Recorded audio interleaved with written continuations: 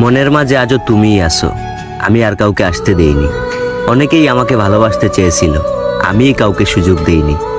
বিশ্বাস করো আমার প্রিয়তমা, আমি আজও তোমায় ভুলতে পারিনি। আর এটাও সত্যি, আমি তোমাকে ছাড়া আর কাউকে ভালোবাসতেও পারিনি।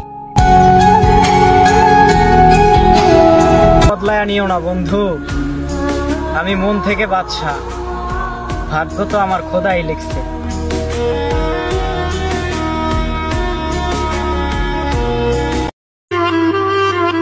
জীবন আরো সুন্দর হতো যদি সময়ের আগে মানুষ চেনা যেত।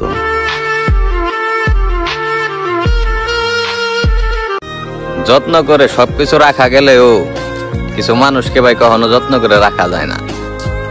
আপনি দেখবেন জিনিসপাতি যত্ন করা যায়, কিন্তু মানুষটা যত যত্ন করেন সে মন থেকে না বুঝলে কখনোই রাখতে পারবেন না।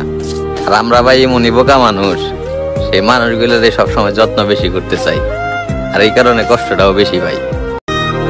আমার মনের যে অনুভূতি আমি যারাই প্রকাশ করছি, বিশ্বাস করেন ভাই, সে আমার জীবনের 12টা বাজাই দিছে। আমার ব্যক্তিগত কিছু দুঃখ মানুষের কাছে বইলে মানুষের সামনে আমার হাসির পাত্র বানাই দিছে, আমার কষ্টের পরিমাণটা আরো বাড়াই দিছে। আমি ভাবছি হয়তো তোমরা আমার সান্ত্বনা দিবে, কিন্তু তোমরা আমার বিপরীতে গিয়ে দাঁড়াইলে।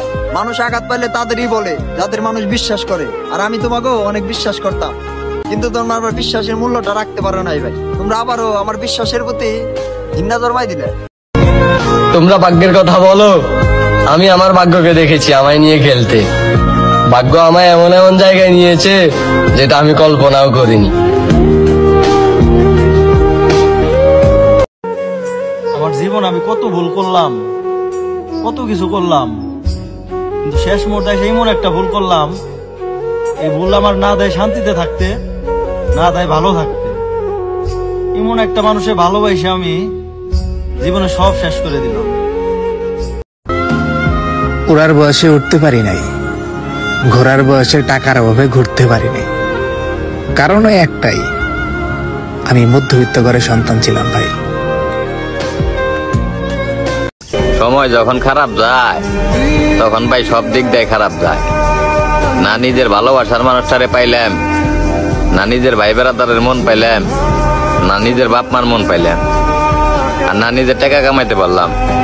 আসলে ভাই কেমন যে জীবন যাপন পার করতেছি ওইটা আমি আর আমার আল্লাহ ছাড়া কেউ জানে না।